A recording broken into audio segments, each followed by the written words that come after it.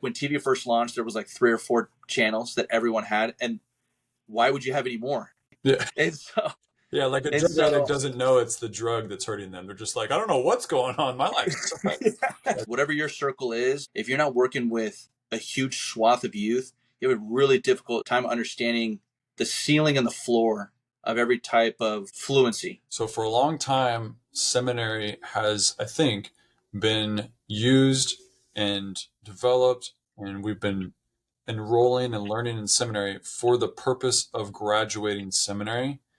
And we don't say that. We say it differently. We say the purpose of seminary is to like build testimony, develop relationship with Christ and all this different stuff. But I think if you don't listen to what we're saying and just look at what we're doing and how we set it up, it's just built to graduate kids from seminary. And I think the world at large, but especially younger generations, are pretty much done with that form of education. And so my proposal would be that the purpose of seminary is to generate excitement in the gospel. Like these young generations need to be taught good reasons to be excited about the gospel. And in order to do that, I think we're going to have to change how we run seminaries, like how we're doing this thing, where seminary comes from and how we use it. So as I understand it, seminary was developed in Utah ages ago when the pioneers started developing these public school systems that were basically copycats of the other public school systems being generated in the early 1900s, late 1800s, that were kind of like a product of the Industrial Revolution, where we have all the kids go to a central location and we have teachers that are teaching masses of students.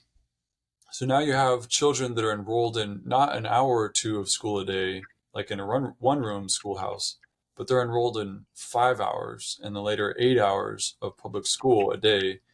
And the church is seeing this in Utah, and they're starting to realize, oh, our kids are being overwhelmed with secular knowledge, and there's no companion to the religious education in the church.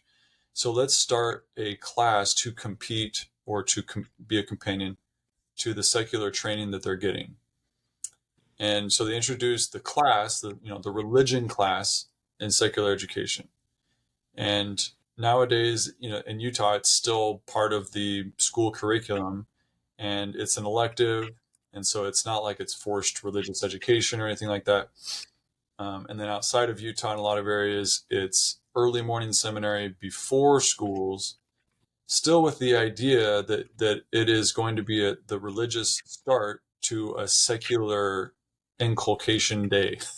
like we do it early morning seminary because we want the kids to start with that spiritual uplift before they get thrown into this tar pit of secular education. That's like, that's the soft pitch to most people, I think. And I think there's a lot of truth to that. And the second way that we leverage it is in the missions. So there's many missions in the world that require a missionary to have a minister's visa. And you can't get a minister's visa unless you've attended a religious seminary. And a lot of different religions have religious seminaries of all different kinds. And so the Restored Church has a religious seminary that we call Seminary. And if you go to that seminary for 4 years, you qualify yourself for the minister's visa in these different countries to go be a missionary. So I don't know, there's like a dozen countries like that, maybe more. I don't know how many, but like Brazil might be one. And so if you graduated from seminary, then you're eligible to go be a missionary in Brazil. If you don't graduate in seminary, you can still be a missionary, but you won't be a missionary in Brazil. So there's that part of it too. So that's how I think, where seminary came from and how we use it. I think that's pretty much the gist of it. There's also the BYUs. So if you want to go to a church education program, it's helpful to graduate from seminary. So it's told. And so I hear people say things like, well, I have to go to seminary because I might want to go to BYU, or I want to go to BYU or whatever. And so taking that setup of seminary that's actually where most of my problems start. Because I hate that that's where seminary came from. And I hate that that's why some people choose to go to seminary, is for these like really, in my opinion, they're really dumb reasons. And again, if I was to replace that, I would say let's reinvent the purpose of seminary, and I think we'd be way better off. So, all right, any thoughts? Yes. Well, I have a lot of questions. I think just based on one of the things that I think about a lot is one, I don't really know what seminary is like in Utah, where even though I teach at a school, we got a seminary building 100 yards away, right? Uh, I don't know what it's like to receive a seminary education from a full time seminary teacher.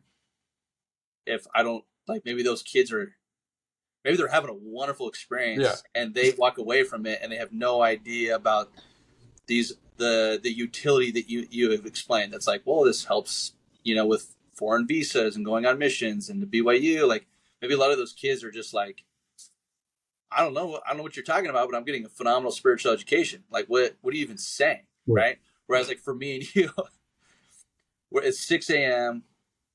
We're there because our parents told us. The person who's teaching it has got a job, and like it's just this really like awkward thing for them. It's kind of the only time they can teach it like that. I don't even know if like 6 a.m. is the time that we have early morning seminaries because the church wants us to have like a good start to the day, or if it's simply there's really no other time that they can teach that class. You're not paying the person; they're doing it for free. Like their job's 9 to 5. They're not doing it after 5 on a day, like on weekdays. So I have a lot of insight and questions and comments. I think based on my seminary experience, so early morning seminary. Uh, but I think I don't have any questions or insights onto what's happening because I have no idea. Like it could be far better, and Well, I'd imagine it would be. Like you're getting it from a full time person, full time yeah, seminary teacher. It should be a phenomenal yeah, difference in quality. and that's fine. I have no problem with saying this conversation is going to be 99% about early morning seminary. Like, I don't have Yeah. huge qualms with having seminaries in public schools if that's an option to you. I think that would be a good option. I think it would work out better for everybody.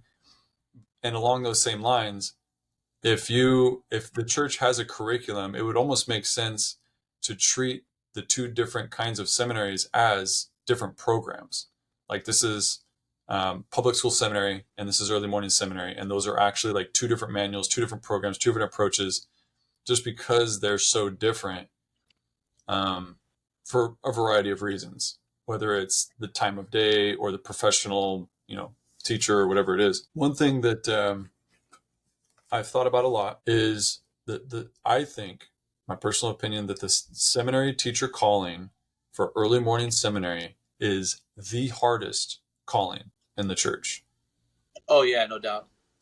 I think it's harder than bishop, harder than stake president or mission leader, whatever. Like I would put Yeah. any calling up against the early morning seminary teachers. Even just from like an hours standpoint, Our like if that was the only factor. Yeah, preparation, dedication, work life balance, like it's a huge commitment.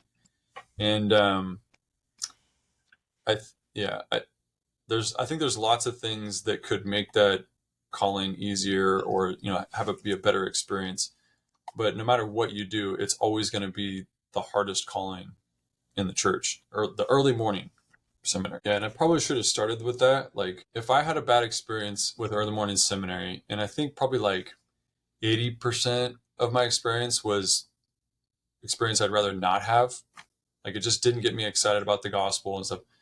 If I had a bad experience at seminary, it was typically not because of my teacher. My teachers, I had pretty good teachers. They were good teachers. I don't have any complaints. I didn't always get along with my teachers or anything like that. But for me personally, the fact was that early mornings were just difficult no matter what it was. Like I'm not a It's morning person. an uphill battle. Yeah. The moment the alarm goes off. I'm still not a morning person. Mornings are always difficult for me. I've always been. And so like that simple fact, if you just took like the 6 o'clock a.m. seminary and made my high school self was now attending the 6 p.m. seminary, that would have been a completely different experience, simply just because of the time. So no hate on the teachers, love the teachers. You did bring up the utility, which is like BYU, the mission visas, and you kind of, if I remember right, you kind of made a statement. This is a good time to just correct me if I'm wrong, but kind of stated like, I hate that that's what it's geared for, or that's kind of the end goal. And I don't think that the utility of any given program defines like what anything is geared for. Even though it's an outcome of the program, but it's not an outcome of the individual. Like Yeah, if the individuals are leaving and they're thinking, now I can get a mission visa, which none of them are. yeah, none of them are. Like, oh, now I can get a mission visa, then yeah, they're like, that would be a problem, right? But like, just because yeah, it's like it's a common critique of public education is like, well, did you know that it was public education was started during the Industrial Revolution because they just wanted to train factory workers, and that's why schools are set up the way that they are. And it's like, well, just because someone's better at being a factory worker after leaving a public education doesn't mean that that's what public education was for, and that was the majority of the outcomes. Like what I do on a daily basis is just work on pattern recognition with kids. They're going to get better like 99% of their life Yeah, just yeah, because they're improving pattern recognition. yeah. And if it was an outgrowth of the Industrial Revolution, like why do we default to that being a negative thing? Like Yeah. why can't that just be a good thing? Like, Yeah. hey, we'd have a public schools. So yeah, that's a different topic. I have different opinions about that. But I think that yeah, the way you said it was correct. I'll elaborate a little bit. So that that's why seminary was developed, and there are reasons why it is the way it is now. And however we got here, I think that it's time for an upgrade. I think that the Yeah. generations that are coming in require it of us, and we will thank ourselves if we think about this differently. And there's been different critiques about how the church does XYZ, but this one feels pretty easy, if I call it a critique, because I think that like the church is going to do it differently. They're already starting to do it differently. I would like them to change it faster and be more clear about what we're doing with this program. But I have some suggestions. I'd be curious to know what you think about these. So I talked to the seminary director for, I can't remember, or the region or several regions, and she was talking about, or I was explaining my concerns, and she said, "Oh, you need to watch the CES conference that they do every year. It's in June. They just did it, so you should watch that." So I watched it, and I was like, "Yes, this is helpful. This helps me understand what direction the teachers are given and how they're supposed to be directing and helping their classes." And I agree with it, because what they're saying basically is your job is to teach the children how to learn through the Spirit. And they're not just sitting there supposed to memorize scriptures. Like, stop memorizing scriptures. Teach them how to learn through the Spirit. Okay, perfect. I agree with that. And but there was no talk about how this generation is consuming any kind of knowledge or even skill set. So, like, let's say that the skill set's shifting from memorizing to learning through the Spirit. The current generations are learning that skill set differently than they have even just 5 years ago. So you have like AI is a good example, online resources, video resources, interactive online resources, which teachers these days have no idea what that even means. So there's lots of things that the church education programs could get up to speed on. It'd probably take them a year or two, but it would mean a huge deal to the up and coming generations. And my quick example is that I have two young men who were baptized in our ward, and they're the only members of their ward, and they're both in their 20s. And so I was like, perfect candidates for the institute. But our institute is over an hour away. So I called the director and I said, "Hey, I have these two young men. I'd be interested in you connecting with them and helping them understand what institute is. Even if they're not going to go because it's an hour away, I want them to know it's there and that they can go to it if they'd like to." And if all else fails, they can just do whatever online presence you guys have. Like, I don't know if you're Zooming or whatever, but they can join in that way. And he was like, ah, online presence, Zoom. So yeah, that's a good idea. We should do that. And I was like, you guys don't have any online presence, like no Zooms or chats or anything. He's like, no, not yet, but that's a good idea. And that's like where it clicked for me. Like, oh crap, we are way further behind than I thought we were. I thought at the very least there'd be some kind of like message board or default Zoom channel or something. Yeah. Because in my mind, the kids that are freshmen right now are not going to be interested in Institute. I could be wrong. I hope I'm wrong. They're not going to be interested in Institute unless your Institute has a running Discord server and automatic streaming services for every class. Because I think one of the gaps is that teachers don't realize that is interactive. Or like most teachers these days think that the online system is you just watching a video, no interaction. But it's actually quite interactive, or at least it can be. Yeah, it can be. Yeah. So what do you think? Is that like what's that balance of like the traditional education system from 10, 20 years ago not being online to 10, 20 years from now basically being entirely online? Where are we at right now in that? Is it possible to have a good interactive class online? My immediate thoughts on it are that I think all the struggles is, a lot of people come up to me when I'm at get-togethers, parties, whatever, and they want to have a public education conversation. And some of the first things that become clear in every conversation I have is most people are not aware of like 70% of the population that they're not aware of. Like whatever your circle is, and even if you build your circle really well, if you're not working with a huge swath of youth, you have a really difficult time understanding the ceiling and the floor of every type of fluency, right? So when you say that there's kids on Discord server, like they want Discord on their phone, they're used to chatting online, they're used to watching streamers or watching things online where they can be interactive. 100%, that's happening. And one of the weird things is if you have in some areas or some wards or some communities, groups of boys will get together and you realize, man, that's kind of all they communicate on, and you can extrapolate that quite a bit. And then, and which is true, there's a huge swath that they love that type of engagement, and it's in their mind, and it's high quality engagement. Like they're listening, and because they know they can interact, they're listening super well. Um, they enjoy reading other people's questions in the comments, and they love chatting. Like, oh, I had that same question too, and it's this great. It's like, what do you mean? How's that high quality? Because as adults, sometimes you're like, the only good high quality interaction is in human face to face. This is not true, but there is also, I think, the other end of it, which is there's a huge swath of people out there who, even kids on their own without direction from parents, are sick of their phones. Like they're abandoning on their own their phones with no direction from their parents. They didn't hear from a leader. They just naturally they feel sluggish, that their life is getting worse in ways that they don't really understand, but their brain can tell them subtly, like, it's that. and so Yeah, like a and drug addict so doesn't know it's the drug that's hurting them. They're just like, I don't know what's going on. My life is so bad. Like, no, if you're a drug addict, you know it's the drug. yeah.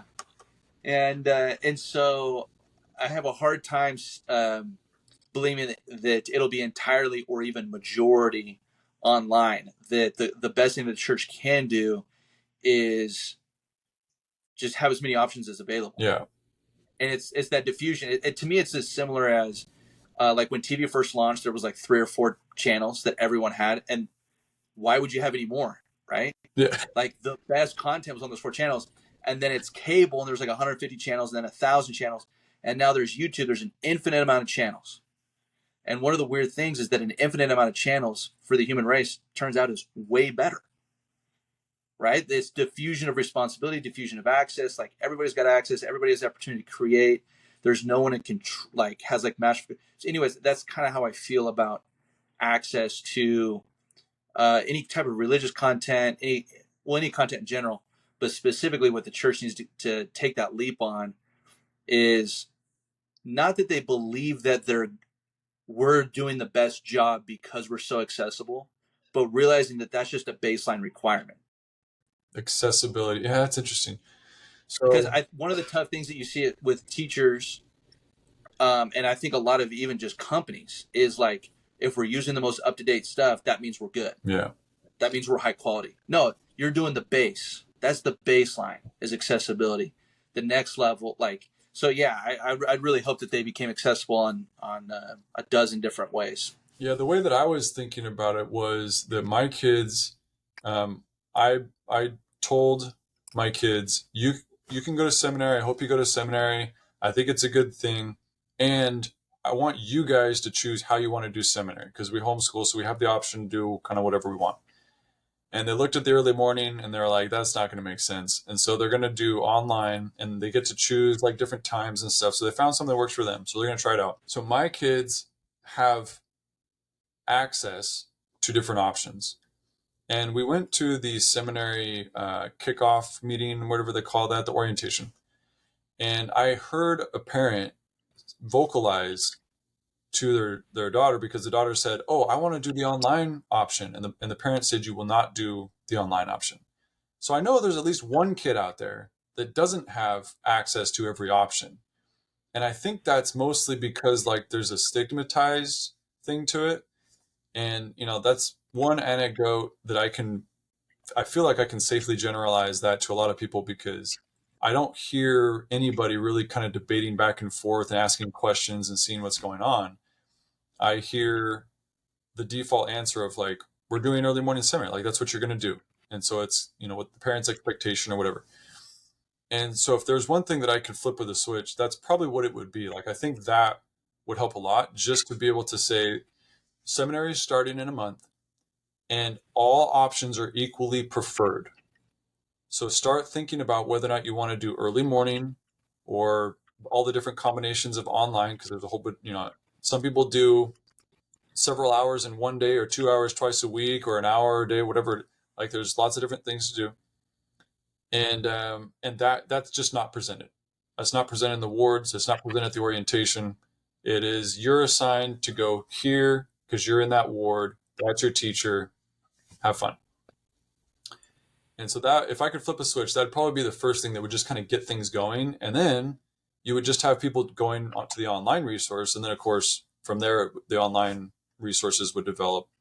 But yeah, I hadn't thought about it in terms of the accessibility being a metric because in my mind, the currency of the day is attention, right? Like you sell your attention and people buy your attention. And once you realize that, you realize how bad the current seminary curriculum is for the current generation. Because the youngest generations are getting used to selling their attention to the things that grab their attention. And the things that don't grab their attention, nobody makes them pay attention to those things. Like it's really hard to force somebody to pay attention in seminary when they don't want to pay attention. Yeah. They'd rather sell their attention to the phone. And I don't want to beat this too hard, but basically, if seminary was to create excitement for those kids and such that they wanted to pay attention in seminary, then I would say we're meeting our goal. We have now realized what we're competing with, and we have become a tool to the people who want to learn about the gospel, and we've learned to deliver the gospel in a way that they want to sell their attention to us so that we can teach them these exciting things. And I think that's heartbreaking that a lot of people, and I was one of these people, a lot of people think that the gospel is boring. I think it's very exciting. I think there's lots of really cool things to talk about, but you have to learn that. You have to be presented with the things that are exciting before you're like, oh wow, this actually is really exciting. And that's what I think seminary can do, is get into the weeds and all the little nooks and crannies and really develop a relationship with this huge thing that is the gospel, like all the different things. By the way, very fascinating to hear the language of like the content language of like selling, like just saying the word selling, right? Yeah. Selling their attention, which is what they're doing, or purchasing something with their attention, but then also coupling it in the same sentence with like gospel topics, because Well, like selling attention is has a very negative connotation, right? well, Um, it does but have a but negative. It has a negative a connotation, but if you're talking, especially if you're talking about the younger generation, it's just the language that they speak, right? Like it, yeah, because it's not like it's a corporate conversation. It's just a it's conversation just the about reality. how people communicate today. Yeah, yeah, yeah.